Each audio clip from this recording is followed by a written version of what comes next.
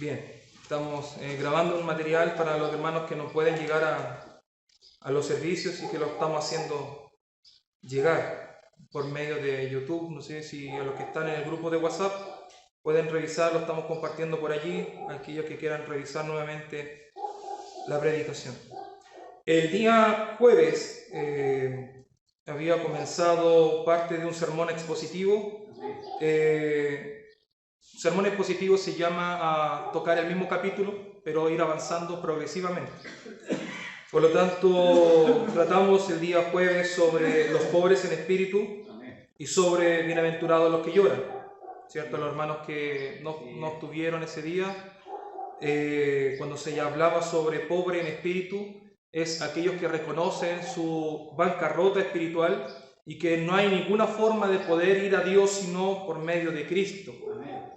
Eso es, los fariseos pensaban de que por medio de sus actos, de sacramentos, de rituales, podían acceder a la santidad o a la salvación, pero vemos de que la palabra del Señor enseña totalmente lo contrario. Aquellos que reconocen su pobreza espiritual son bienaventurados. Bienaventurados los que lloran no se refiere a una tristeza común de un problema cotidiano, sino que se refiere específicamente a aquellos que se dan cuenta del pecado que han hecho y lloran amargamente. No tan solo del pecado, sino de todos los pecados que hacen o que hacemos durante los días. Por lo tanto, viene un lloro, viene un lamento, viene una tristeza en el cual el verdadero cristiano llora por su pecado, llora por su incapacidad de cumplir la ley en un 100%, y a la misma vez lloran también de alegría por el refugio que hay en Cristo, quien cumplió toda la ley. Y ahora vamos a tocar la bienaventuranza, bienaventurados los humildes, pues ellos heredarán la tierra. Si nos fijamos bien, bienaventurados, para hacer un repaso, es felices, alegres, dichosos, gozosos, contentos. Bienaventurados los humildes, pues ellos heredarán la tierra. Cuando hablamos sobre bienaventurados los humildes, primero entendemos qué es lo que significa bienaventurado, lo que acabamos de decir, y humildad. Hay un mal concepto hoy en día de humildad. Humildad se tiene por un mal concepto las personas que viven en una situación precaria, que no tienen un sueldo muy acomodado, una persona que tal vez no tiene un buen vivir, una buena situación. Así se malentiende la palabra humilde. Pero la palabra del Señor enseña sobre la humildad, sobre aquellos que están dispuestos con su oído a acceder a la voluntad de Dios y al mandato de Dios. Cuando el Señor dice en su palabra de que eso es pecado, la persona que es soberbia rebate y es reacio a escuchar la palabra pecado. En cambio, el que es humilde, aunque la palabra de Dios sea fuerte, la oye con humildad, con mansedumbre, la oye para que esa palabra, aunque sea fuerte, nuevamente digo, cambie su vida. Regularmente hay personas que tienen apariencia de ser humildes, que según ellos son del pueblo, que según ellos saludan a todos sin hacer excepción, pero cuando se trata de oír palabra de Dios resulta ser totalmente lo contrario. He visto personas muy alegres, he visto personas aparentemente muy humildes saludando a toda la hermandad. Luego se sientan y comienza el mensaje, arrugan un poco el rostro, se paran y se van. ¿Y esto debido a qué? Porque la humildad es ficticia. Cuando hay un corazón humilde, la palabra de Dios le duele, pero hay una necesidad de obedecer a la palabra del Señor. Se recibe la palabra del Señor. Inclusive si usted busca en Salmo capítulo 37, en el versículo 11, se hace alusión a esta bienaventuranza. Dice, mas los humildes poseerán la tierra y se deleitarán en abundante prosperidad. Hace alusión a lo mismo. Aquí habla también sobre los humildes y la heredad de la tierra. Bienaventurados los humildes porque ellos heredarán la tierra. Nosotros, ¿qué heredad estamos hablando? Nosotros estamos hablando de una heredad, de una propiedad. ¿De qué tipo de heredad estamos hablando? Estamos hablando tal vez de un bien común que nos ofrecen, como algunas iglesias modernas que han salido, de que prometen y ofrecen cantidades de beneficios y prosperidades. No. Nuestra heredad, ¿sabe dónde está? Nuestra heredad no está aquí en esta tierra. Podemos ver nosotros, hermanos, que estos humildes, humildad depende de muchas cosas. Inclusive la palabra del Señor dijo, el que no fuese como un niño, no entrará en el reino de los cielos. Amén. Fíjese bien. Podemos entonces entender de que también los niños hay parte de humildad. ¿Sabe por qué? Porque un niño, cuando usted lo manda, el niño obedece. Cuando va creciendo, se va haciendo no tan humilde. Ya va cuestionando su mandato. Y cuando ya es adulto, mi padre no sabe nada. O toman otro rumbo de la enseñanza que se le ha dado desde su niñez. Pero cuando es niño, es dócil. Inclusive a un niño usted le enseña un corito y el niño lo canta. El problema es cuando es grande. Yo he tenido familiares de que niños se han criado en el Evangelio, tocando guitarra, cantando himnos. Un día subí una foto de ellos y ellos dijeron que en ese entonces yo era un tonto, para decirlo de otra forma, porque él lo dijo con un insulto. Lo cual duele a veces de que un niño cuando es pequeño es tan dócil a la enseñanza, tan abierto a que su padre le enseñe. El problema es cuando ya se cree grande. Cuando se cree grande ya genera una capacidad de independencia, de no necesitar al Padre. En el caso espiritual es no necesitar a Dios. Es así de tremendo. Regularmente hay personas que han dicho abiertamente, mi esposa necesita a Dios, yo no. Y se han visto un sinfín de consecuencias en lo cual durante esta semana la hemos visto, los que conocen de la situación de una persona específica. Y ha sido completamente lamentable, tragedia tras tragedia. Vemos, hermanos, de que todos aquellos que tienen la intención de vivir sin Dios. ¿A qué me refiero vivir sin Dios? Porque hoy en día uno pregunta a una persona, ¿crees en Dios? Sí, creen en Dios. La pregunta es, ¿se someten a su palabra? Y ahí está el problema. Persona que cree en Dios, e inclusive hay muchos cristianos, entre comillas, que creen en Dios, pero no aceptan a Dios. Son cristianos que viven sin Cristo. Cristianos que viven sin Dios. Cristianos que no son humildes al momento de oír la palabra del Señor, pensando de que tal vez la palabra de Dios es una charla en un culto de 2 horas y después vivir la vida en mi casa como yo quiero.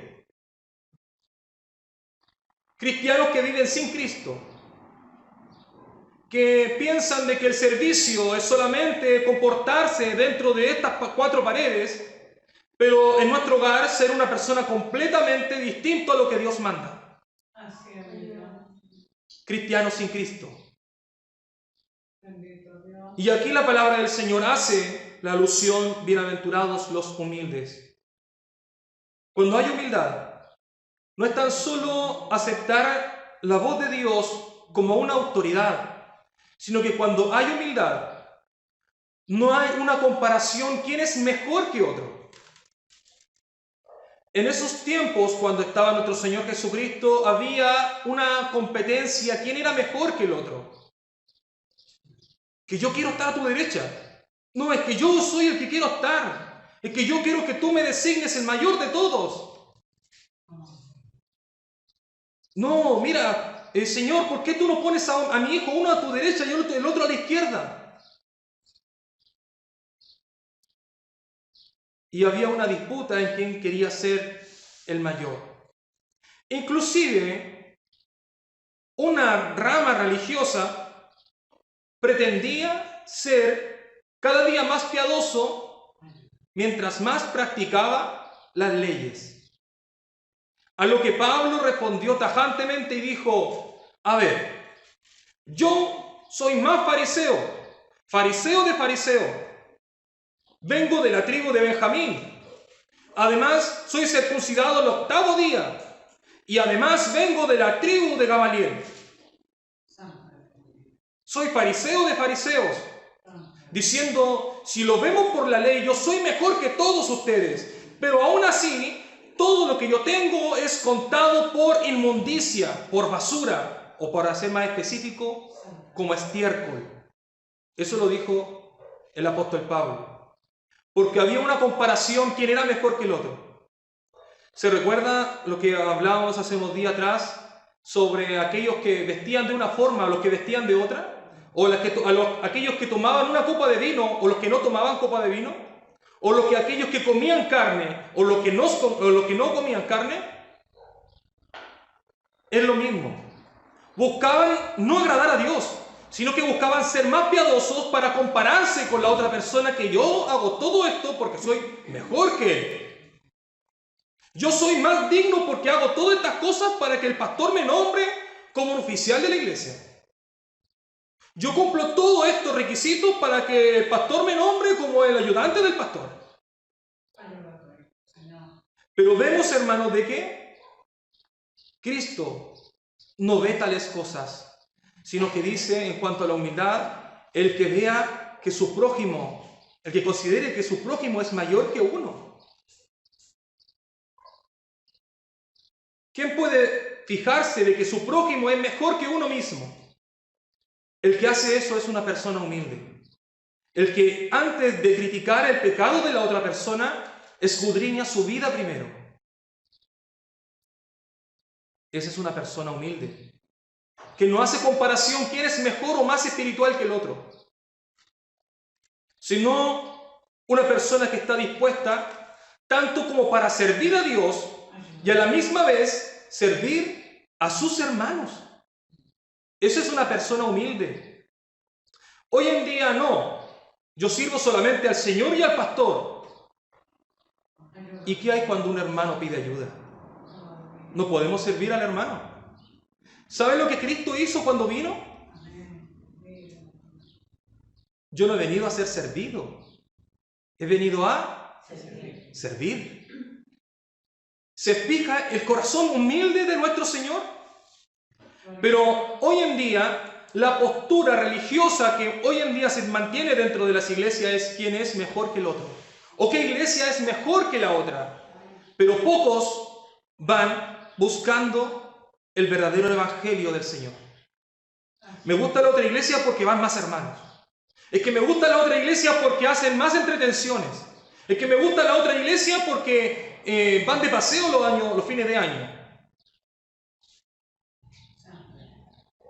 Y se van desclasificando a veces las iglesias, pero ¿cuándo se pone a prueba la palabra de Dios? Cuando se habla de palabra de Dios, hay algunos hermanos que no les gusta oír la verdad del Señor. Y se han ido.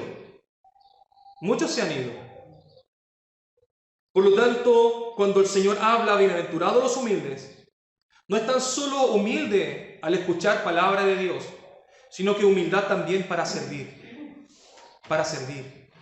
Sabe de que el servicio de Dios y los dones de Dios por los cuales se desempeña el Espíritu Santo, hoy en día siempre se pretenden los dones que tienen más importancia. ¿Como cuáles? como estar parado detrás de un púlpito. Pero fíjese bien que hay dones espirituales, el cuales la gente a veces ni siquiera se da cuenta cómo el Señor utiliza a personas con ese don de servicio. No, que yo quiero el don de predicar, yo quiero el don de evangelizar. Pero fíjese que nadie quiere el don de servicio. ¿Por qué? Porque a veces la iglesia pasa sucia. ¿Y quién está dispuesto a servir? Todos tienen una situación cómoda dentro de su casa. Pero cuando se habla de servicio, es difícil. Y no tan solo de servir aquí dentro de la iglesia como comunidad, la cual somos, sino cuando el prójimo necesita. Y es lo complicado, hermano, porque si estamos aquí en este lugar, no es tan solo para una charla motivacional o tal vez algunos lo miran como una charla, sino que el Evangelio es vida. El Evangelio es escucharlo en este lugar y practicarlo en nuestro hogar. Cuando la palabra del Señor habla sobre servir, no hace excepción de persona. No dice al que es blanco o al que es negro. No dice al que es más lindo o al que es más feo. Al que tiene más plata o al que tiene menos plata.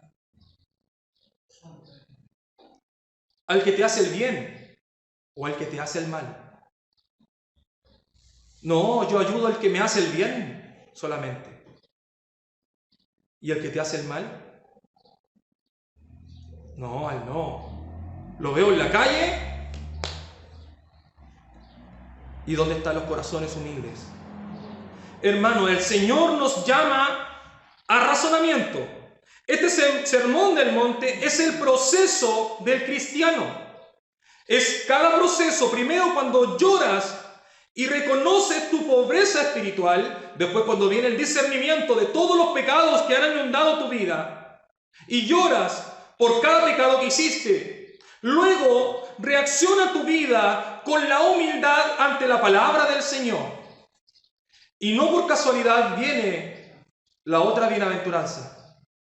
Bienaventurados los que tienen hambre y sed de justicia, pues ellos serán saciados. Hambre y sed de justicia.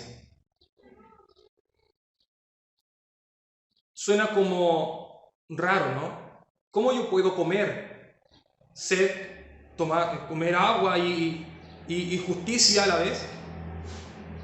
Hambre y sed de justicia. ¿Y serán saciados?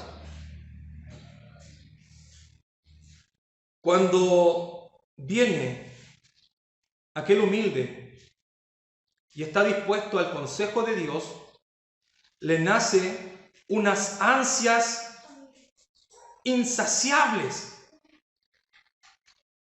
Algo que no se puede llenar. Unas ganas insoportables de conocer la palabra de Dios, de indagar su vida con la palabra del Señor y conocer todo lo malo que había hecho. Cuando una persona es convertida de corazón, viene a Cristo para entrar en razonamiento, para enterarse de lo que la palabra del Señor tiene que decir. Es una hambre, es una sed. ¿Sabe por qué se refiere como hambre y sed? Cuando se refiere a hambre y sed, significa de que es todo el proceso del cristiano hasta que muere. ¿Cuándo el hombre deja de comer y deja de beber? Cuando muere. Se refiere de que el hombre le nace unas ganas de conocer la palabra del Señor para saciar su alma, a conocer de la palabra del Señor. Y en esto, hermanos, es donde lamentablemente a veces estamos débiles. Estamos muy débiles. Porque, como lo decía hace unos días, a veces abrimos las Escrituras no para indagar nuestra vida, sino que solamente para preparar sermones. Y no tan solo eso. sino que ni siquiera hay una preparación para afirmar nuestra fe. Si yo le hago una pregunta a usted, ¿por qué es cristiano? ¿Me lo podrían responder? Unos me dirán, porque me criaron desde pequeño, porque quiero cambiar, porque un sinfín de cosas. Pero ¿ese es el motivo por el que usted se hizo cristiano?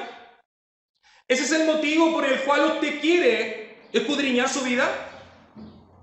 Es que yo fui nacido y criado en el Evangelio, por eso que soy. ¿Por eso somos cristianos? Si alguien le preguntara aquello a usted, ¿cómo le respondería? ¿Por qué es cristiano? Hay veces que ni siquiera se tiene respuesta. ¿Sabe por qué?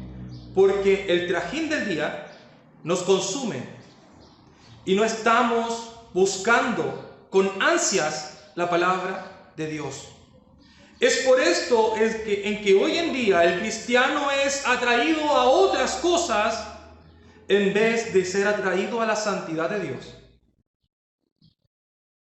El hombre, la mujer, es cautivada su interés en otras cosas, menos en la palabra del Señor.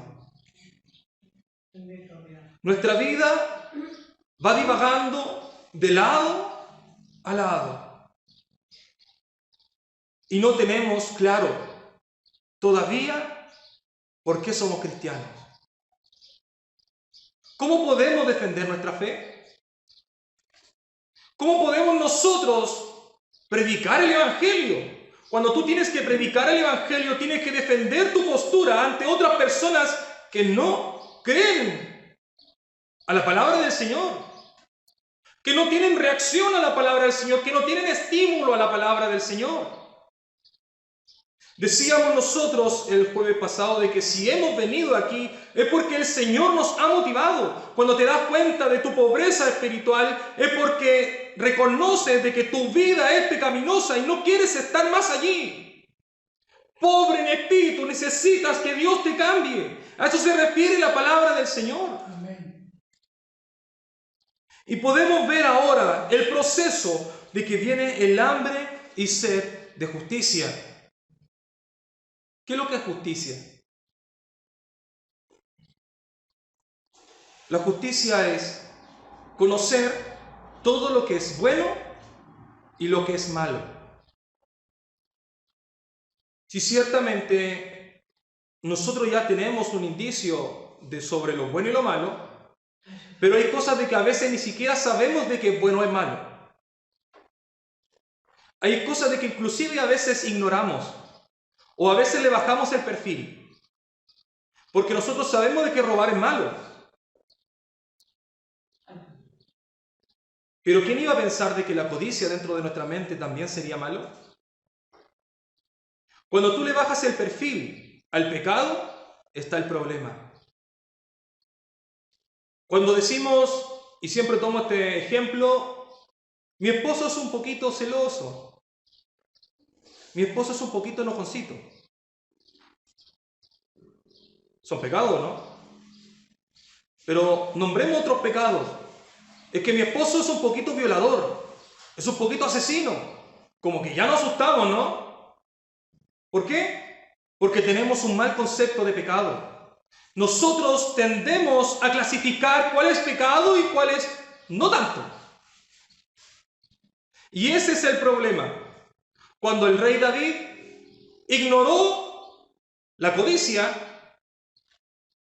llegó a provocar un homicidio.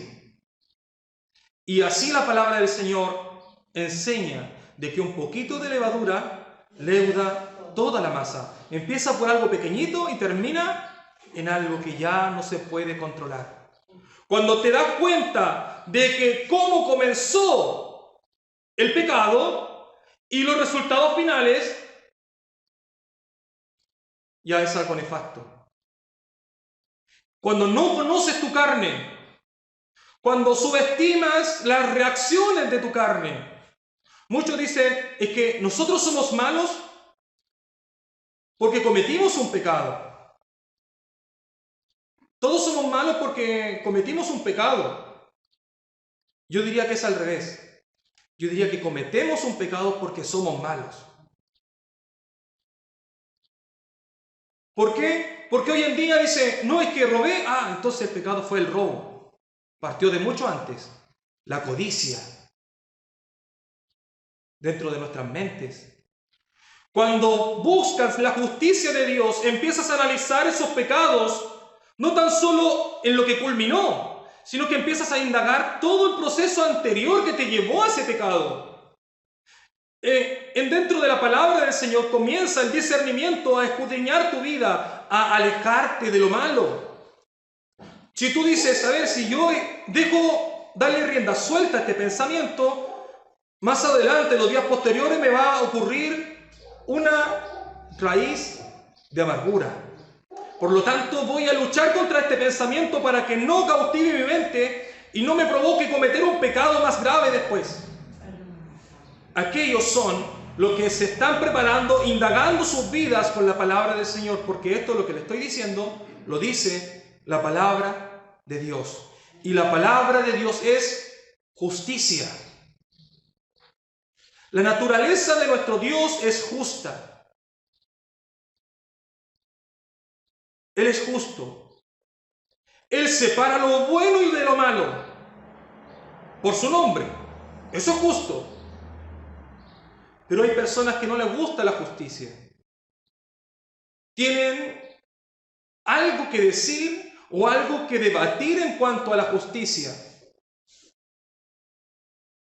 A una mujer se enamoró de una pared, y esto es real, se enamoró de una pared de un edificio y contrajo matrimonio en otro país, no en este. Mire qué insólito.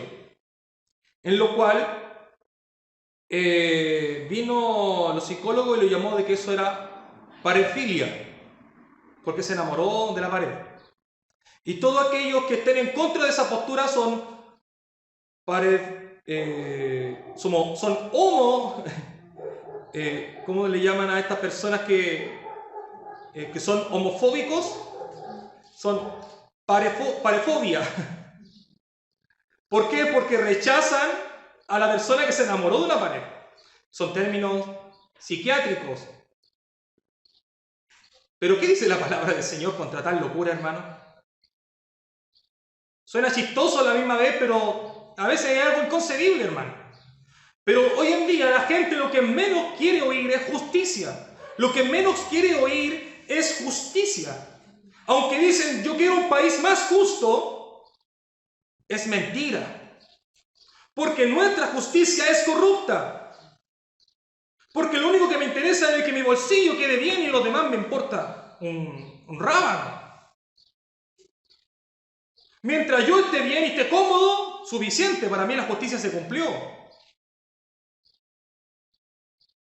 Un país más justo. Pero cuando hay que hablar de justicia, este país se ha vuelto corrupto. Cosas que hoy en día están aceptando por leyes, alejándose de la verdadera justicia de Dios. Y cuando fue un Te Deum hace unos años atrás, me recuerdo de un obispo que tomó la voz, y estando la presidenta en aquellos años, contra el postulante que venía, y dijo, todo aquel que tenga la osadía de levantar una ley para matar a estos pequeños,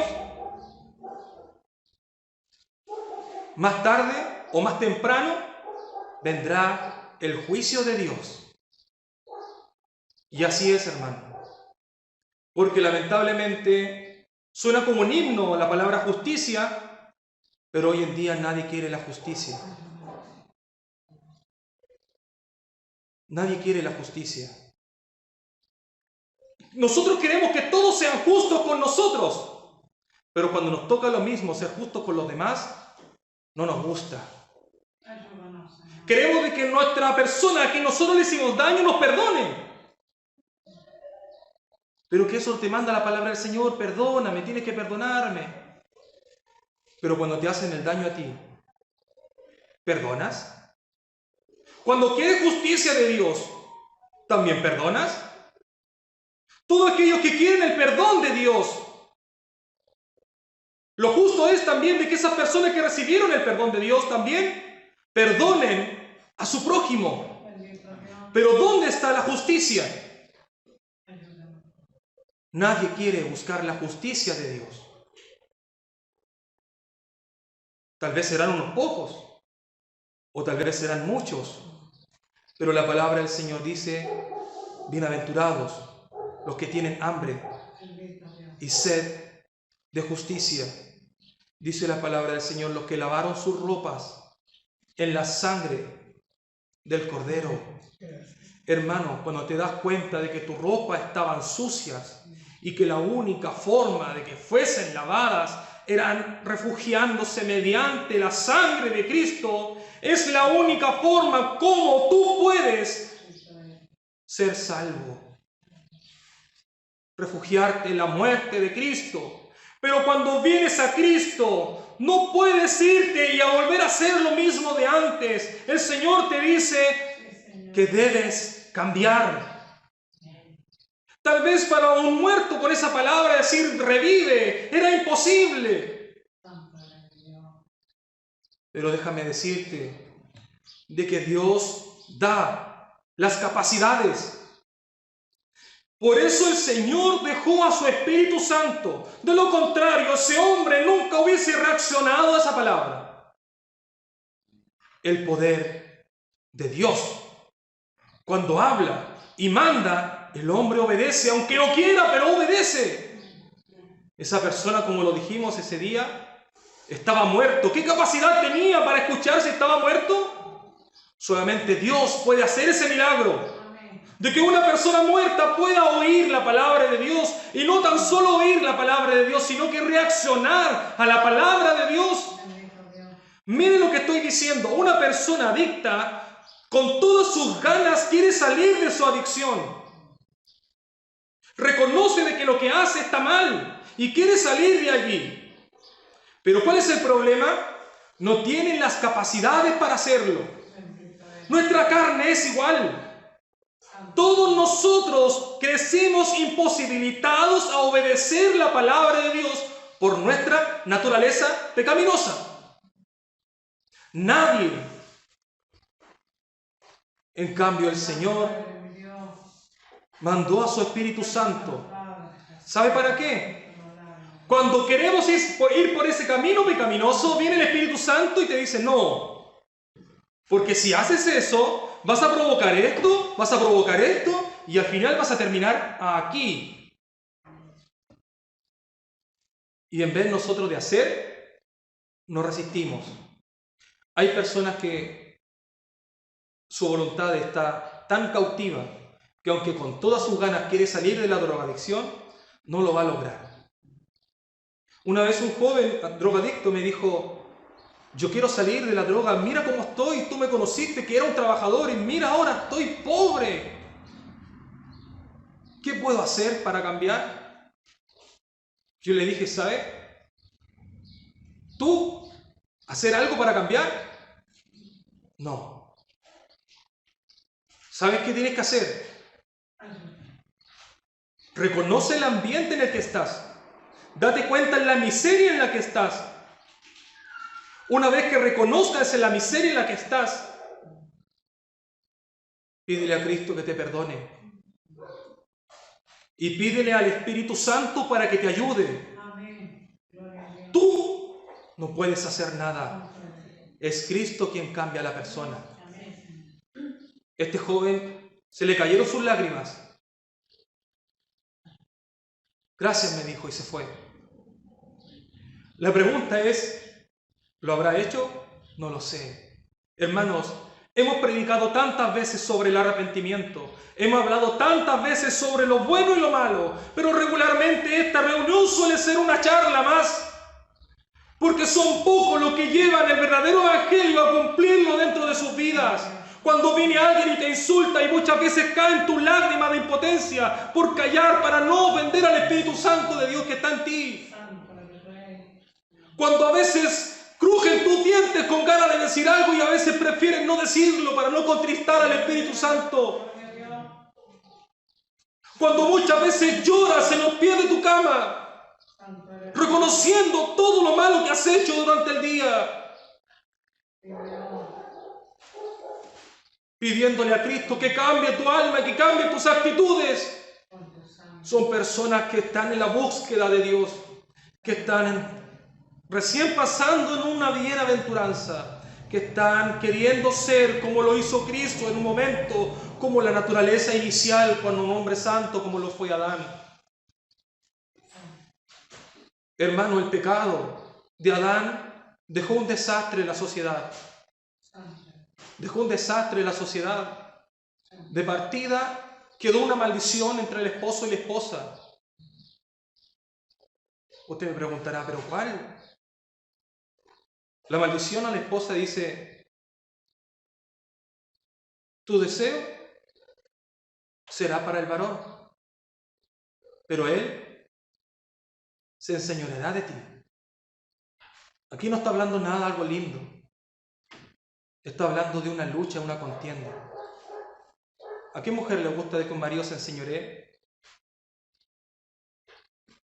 ¿Y qué hombre le gusta de que venga la mujer y quiera gobernar con su deseo? Es una lucha, es una maldición, hermano. En lo cual, eso fue lo que quedó dentro del pecado y la naturaleza del hombre caída. Hoy en día, hermanos, debemos de ser y buscar la presencia de Dios. Hermanos, para aquellos que ya lo saben, la mejor forma de aplicar el Evangelio es dentro del matrimonio. Me va a creer de que yo no discuto con mucha gente, pero la fe mía siempre ha sido puesta a prueba dentro de mi matrimonio, en mis hijos cuando desobedecen, o a veces que hago caer a mi esposa en enojo o viceversa. Es allí puesta a prueba nuestra fe. Muchos creen de que el matrimonio es casarse y felicidad para siempre.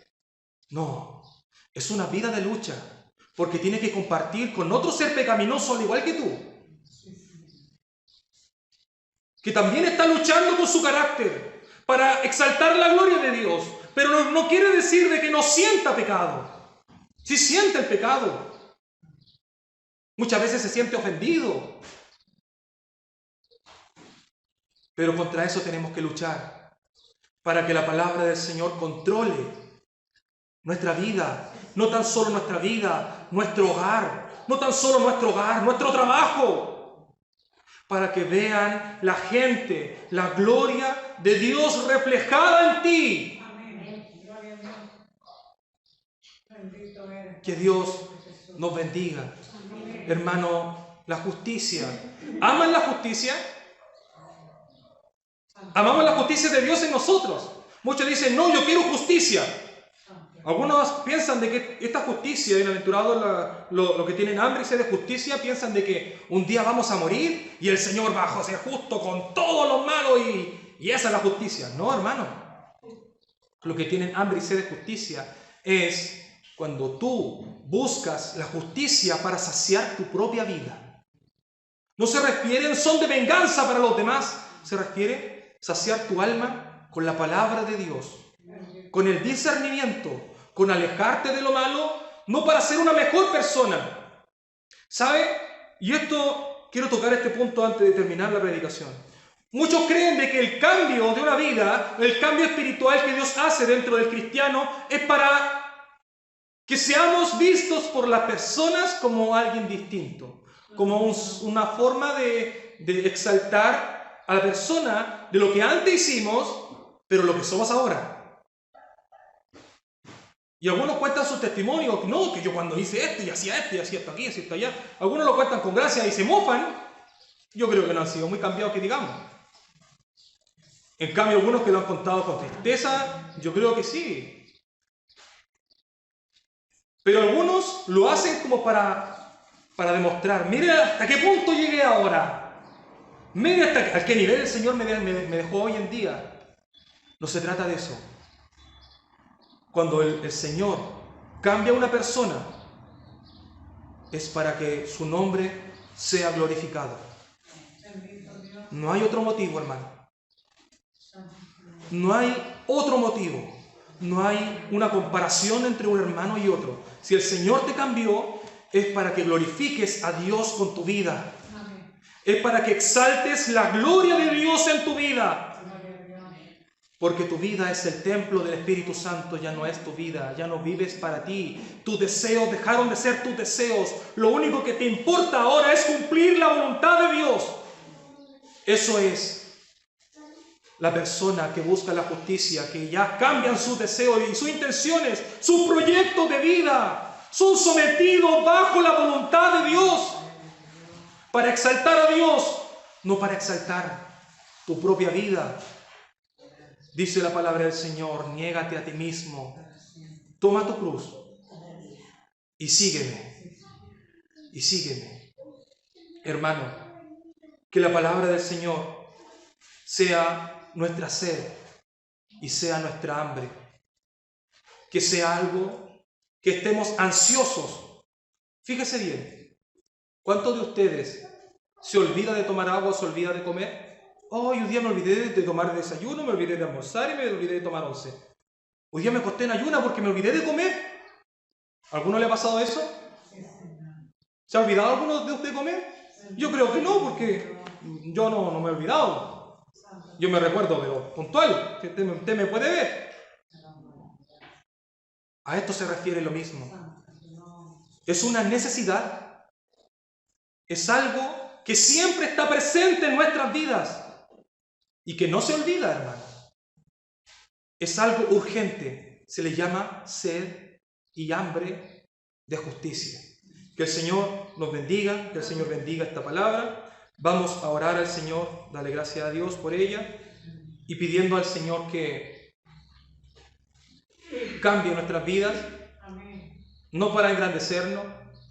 Hermano, yo un día lo dije y lo voy a volver a decir. Si el Señor cambió mi vida, no es para exaltar mi propia vida. ¿Sabe por qué lo hizo? Dice la palabra del Señor de que Él llamó a lo más pecador de este mundo. Y si el Señor me cambió, es porque yo estaba haciendo un grave daño a la sociedad. Si el Señor me llamó a estar aquí en este lugar, fue porque yo estaba haciendo algo muy malo, hermano. No me llamó porque era bueno. La palabra del Señor dice de que llamó a ¿quiénes? A los pecadores. Y que esos pecadores hoy día entreguen su vida y glorifiquen al Señor. Vamos a orar al Señor y mi hermana Solange, guíenos en la oración, por favor.